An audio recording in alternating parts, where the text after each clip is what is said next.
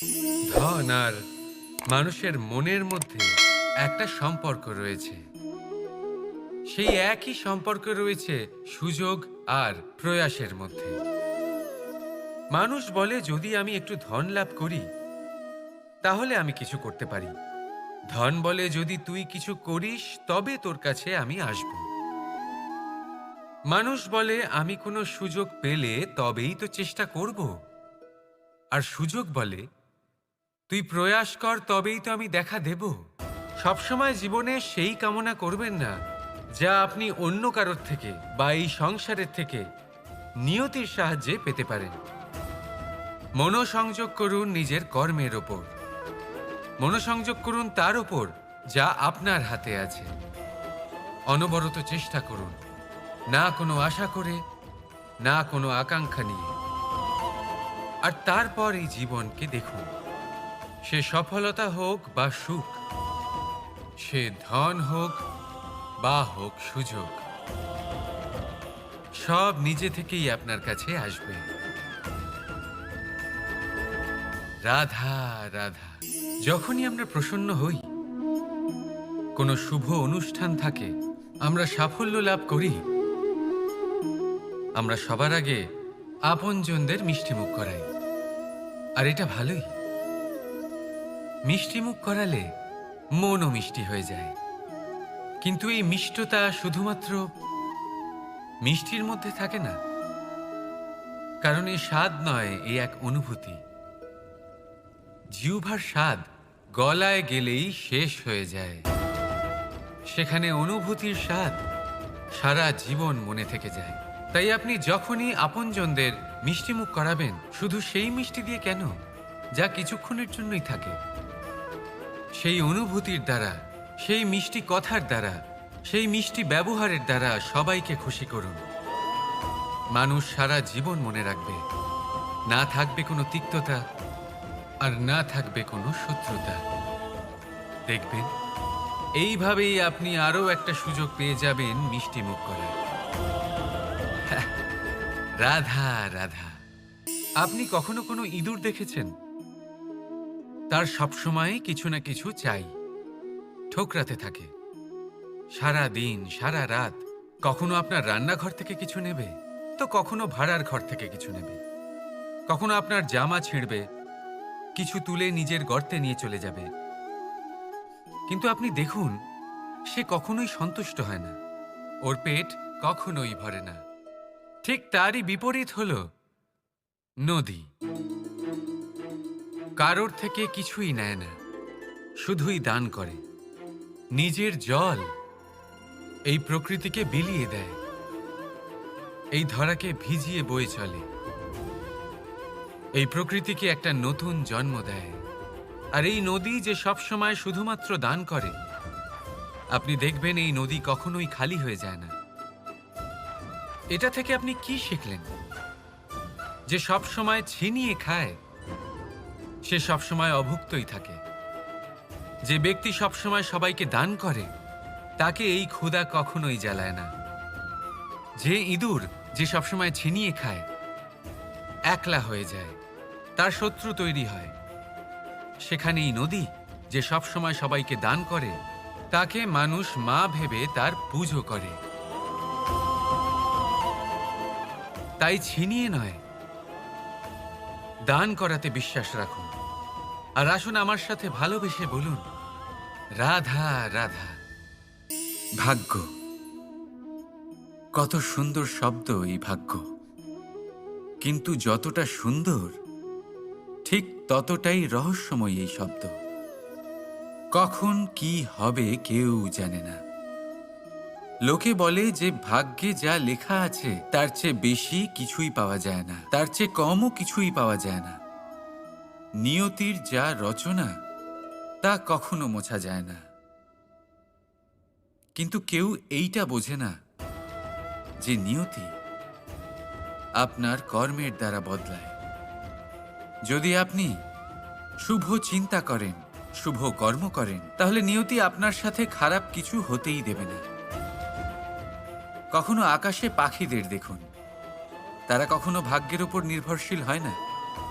যতই ঝড় আসুক, যতই তীব্র হাওয়া দিক, ঘুরতে থাকে একটা জিনিস জড়ো করে নিজের সৌভাগ্য, নিজের বাসা নিজেই তৈরি করে। নিজের সন্তানের জন্ম দেয়, তাকে লালন পালন করে, নিজেই তাকে উড়তে শেখায়, কখনোই ভাগ্যের উপরে নির্ভরশীল হয় না সে। এই বিষয়টা আমাদেরও শিখতে হবে। তাই মনে রাখবেন, আপনার ভাগ্য নিয়তির লিখন নয়। আপনার ভাগ্য তাই যেটা আপনি দিনের পর দিন আপনি নিজেই লেখেন। কিছু নিজে পরিশ্রম করে, কিছু নিজের ভাবনার জোরে। রাধা রাধা। সুরক্ষা প্রত্যেক ব্যক্তির জন্য গুরুত্বপূর্ণ, কিন্তু এটাই মানুষের সবথেকে বড় শত্রু। কিভাবে? ভেবে দেখুন, একজন মানুষ যখন একটা সুরক্ষিত পরিবেশে থাকে, তখন তার মধ্যে আলস্য চলে আসে। সে জানে যে আমাকে না ভবিষ্যতের জন্য কিছু করতে হবে, আর না আজকের জন্য কিছু করতে হবে, শুধুই জীবনযাপন করতে হবে। এই সুরক্ষা কবচ থেকে বাইরে বেরোনো অত্যন্ত জরুরি। ভাবুন, পাখি যে তার সন্তানকে জন্ম দেয়, কিছুদিন পরে তাকে তার বাসা থেকে বের করে দেয়। কেন? যদি এরকম না করে তাহলে সেই সন্তান জীবন কাটাতেই শিখবে না। যদি তাকে ডাল থেকে নিচে না ফেলে দেয়, সেই সন্তান উড়তেই শিখবে না, তার পাখনা শক্তিশালী হবেই না, সে তার নিজের বাসা তৈরি করার চেষ্টাই করবে না। পাখি তার বাসা তখন তৈরি করে যখন তার অভিভাবক তাকে ত্যাগ করে। মনে রাখবেন, আপনি সুরক্ষা কবচের বাইরে বেরোলে বিপদ অবশ্যই আসবে, যার জন্য আপনি সতর্ক হবেন, তার মোকাবিলা করবেন, শক্তিশালী হবেন। এবার সেই বিপদ যাতে আর না আসে সেই জন্য আপনি পরিকল্পনা করবেন। তাই যদি আপনি নিজের বিকাশ চান, তাহলে যখনই আপনার মনে হবে যে আপনি একটা সুরক্ষিত পরিবেশে রয়েছেন, সুরক্ষিত কবচের মধ্যে রয়েছেন, তখন সেখান থেকে বাইরে বেরোন। সেখানেই পাবেন আপনার বিকাশ। রাধা রাধা। এটা সেই নৌকার প্রতিরূপ যা আমাদের নদী পার করায়। এবার বিষয়টা একটু ভেবে দেখুন, সেই বিশাল নৌকা যা আমাদের নদী পার করায়, সেটার নির্মাণ নদীতে নয়, ডাঙায় হয়।